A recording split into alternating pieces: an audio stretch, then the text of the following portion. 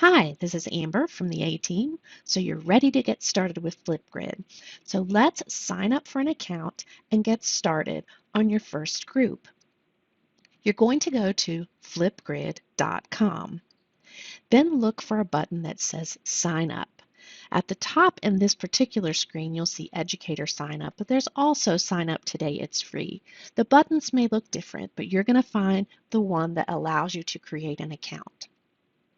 Once you click the button, it's going to give you several ways to sign up for an account. We're going to suggest that you always use your HCPS Google account. So I'm going to choose Sign Up with Google. Then you'll need to choose your account and give it access. When you first come to your account, you probably will have to fill in some information so that they can get to know you. So here I'm going to choose my country, and then when it says community type, what it's asking is what area do you most often focus on? So if you're an elementary teacher, middle school, high, you'll choose that depending on whatever it is you're usually focused on for your Flipgrid. I will tell you choosing this is important because it will suggest topics and things that are relevant to the community type that you choose.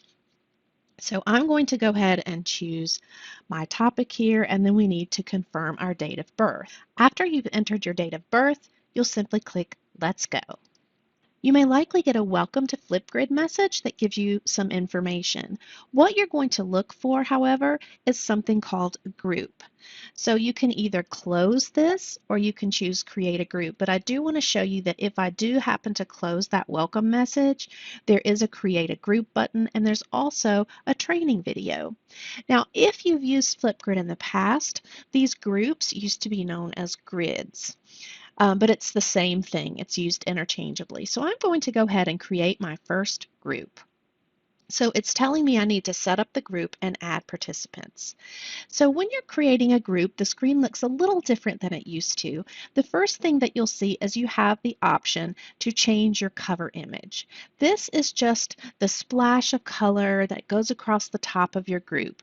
So you can click on Change Cover Image and choose from a variety of different topics. You also can use your own image. You do need to be aware, though, that it is a panoramic image, which means it's very wide, but also not very tall, so that it can fit in that splash image. So you can choose something that picks that provides a little visual interest and maybe gives a little idea about what your group is about.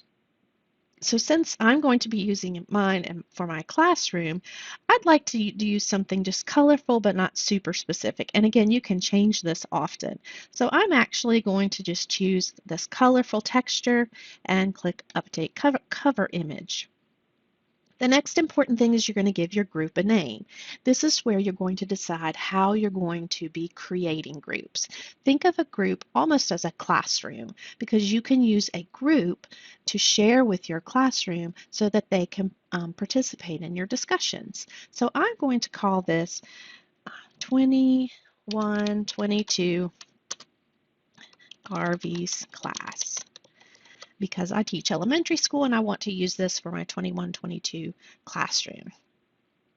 And then your group is going to be active, which means people can respond to it, but you can change it and hide it. This is something you would probably come back and do at the end of the school year when you didn't want to do that one anymore, but I do want my group to be active. The next thing is very important because there are a variety of ways that you can give access to your groups to your students.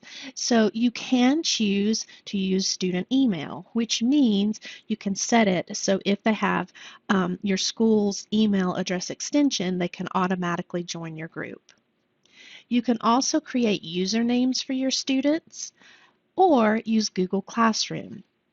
I would like to recommend that you use Google Classroom if you indeed have a Google Classroom for the same group of people that you'll be using groups with in Flipgrid.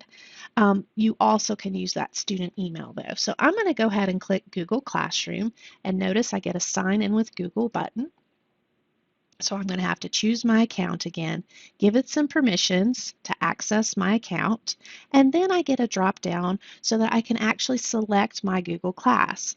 Now, I'm going to imagine that I'm using this Miss Garvey's class so that it actually is going to allow anyone who's a member of that class to be able to access my group. Then I can decide how I want to be notified. So if you get new responses to your discussions or comments, do you want to be notified daily, weekly, every time, or never?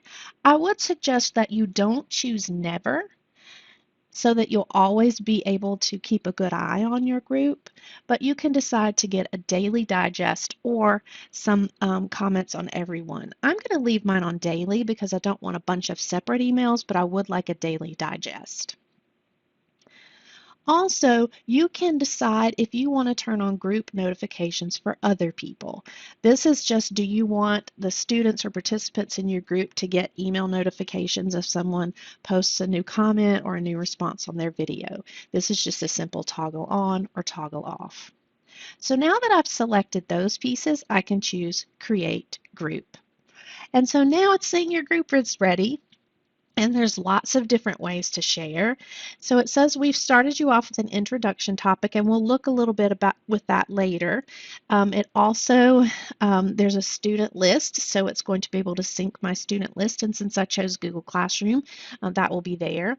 This is the link to my grid, but if I want to share that link, I could just copy it, send in an email, post it somewhere, or I can use these other tools. So I could share to Google Classroom since I've already synced it to this classroom. And when you click Share to Classroom, it's going to open up a window where I can choose that same classroom that I chose before. I can decide, do I want this to be an announcement? Do I want to make an assignment? What do I want to do? So you can also post that to your Google Classroom. So I'm going to go ahead and make this an announcement and click Go, and then I'm going to be able to type it in there. So I'm going to say we'll be using Flipgrid this year, and we're going to have some fun discussions. It will have that link there, and I can choose to post, or I can choose to save so I can post it once it's ready. So it's been saved. So I'm going to close that, and I'm actually going to go ahead and close this, but I do want to show you there are lots of other ways you can share your group as well. But because I used Google Classroom as a way to join mine, that's the method that I chose to also share with. So now I've got my group. In the next video, you'll learn specifics on how you can use this group to begin to make discussion topics.